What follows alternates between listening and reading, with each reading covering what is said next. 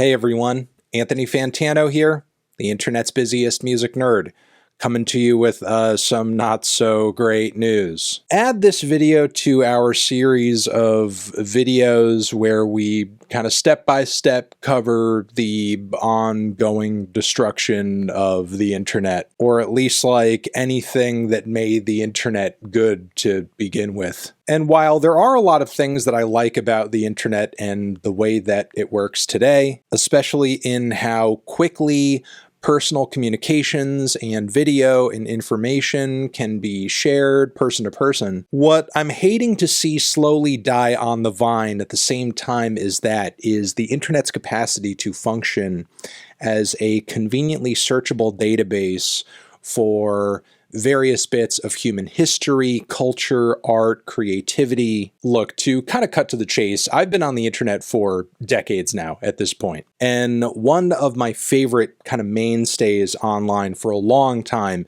has been the Internet Archive, which has long been a place where it's just been very easy and convenient to access various types of media that may still be under commercial copyright of some sort, but for whatever reason, it's not available via streaming or it's out of print. It's not accessible through convenient means through which you would usually get a piece of media. Historically, in the information age, the Internet Archive has been there to provide users and provide the audience with what sometimes copyright owners or commercial marketplaces on the internet are not willing to offer. Now, truth be told, even though the Internet Archive is registered as a library and they are officially a non-profit organization, the areas in which they have operated have always been gray legally. And now, unfortunately, that is coming back around to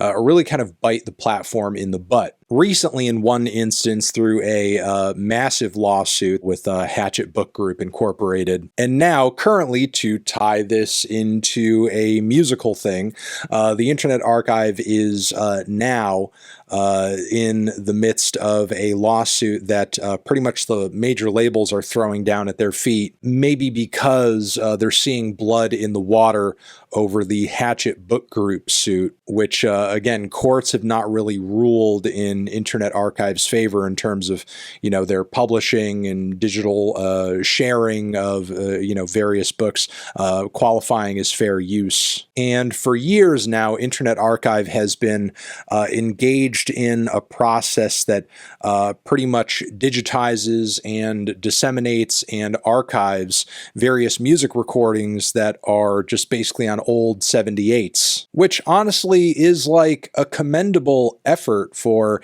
anybody who actually cares about art and music history. However, the thing is, while a lot of the music on those 78s is most definitely irrelevant and out of print and probably difficult to find just about anywhere, simultaneously a good share of that music is actually by very popular artists who are quite marketable and continue to be industry cash cows through either album sales or streams or commercial use of those works in movies or television and the like. And as a result, the labels are still very aggressive with their defense of, their IP on those recordings. According to a recent Rolling Stone piece covering this entire story from front to back, this lawsuit is totaling up to hundreds of millions of dollars. And between this and the Hatchet suit, personally, I kind of worry about the future of the Internet Archive. I mean, maybe in some utilitarian scenario where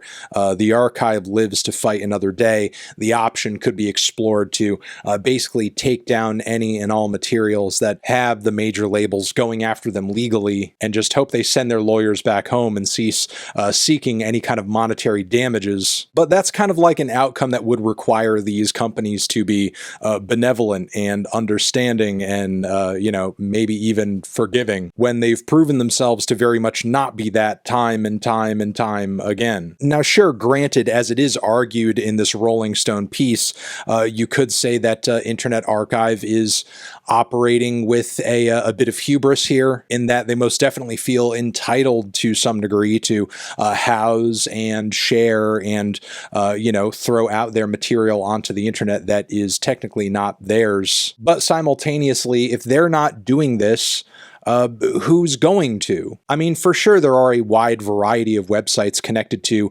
libraries all across the country. You could even throw the Library of Congress into that bunch. But that's a pretty disconnected network at the end of the day, and I don't believe in total that it measures up to the amount of archiving the Internet Archive has been able to do up until this point, which, mind you, also includes the Wayback Machine, which has been vital, essential, and fantastic when it comes to actually housing elements of how the internet used to be and has been at various points over its lifetime. Generally, when it comes to archiving and making note of and saving history, the companies that run the internet for the most part these days fucking suck at doing it. Not only are more and more reputable news sites going behind paywalls these days, but their search functions often are not very good. In addition to that, search engines year in and year out are getting worse and worse and worse and worse in terms of every search you punch in being flooded with sponsored pages, sponsored ads, or like AI bullshit that's not even correct a good deal of the time. But I mean, this is the inevitability of leaving it up to companies and capitalists to basically archive our history and our most significant information for us, as well as our art, our creativity, our media, our journalism. The only art, media, creativity, or history you're going to be exposed to is what's most profitable to expose you to at any given time. And as a result of that very corrupt incentive, there should be a giant Internet Archive-sized website documenting all of this for people's convenience. And it should actually be government backed and government funded instead of, I don't know, just being left to die on the vine as it's being sued for hundreds of millions of dollars. Because again, search engines are getting more and more inconvenient to use. Social media sites never fucking mind in terms of keeping track of anything effectively or making it convenient for users to search through archives and cross-reference various posts and things. And I fear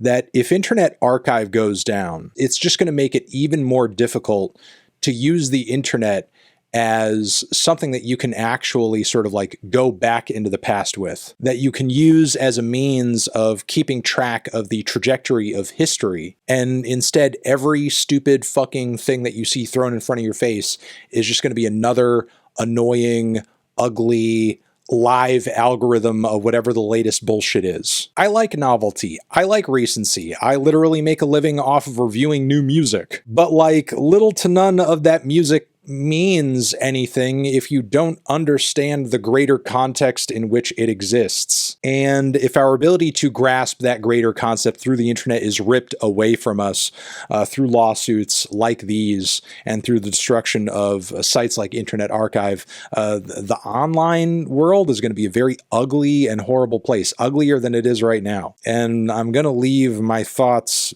there. Let me know yours down in the comments. I'm sure you will. Over here next to my head is another video that you can check out. Hit that up or the link to subscribe to the channel. Anthony Fantano, Internet Archive, forever.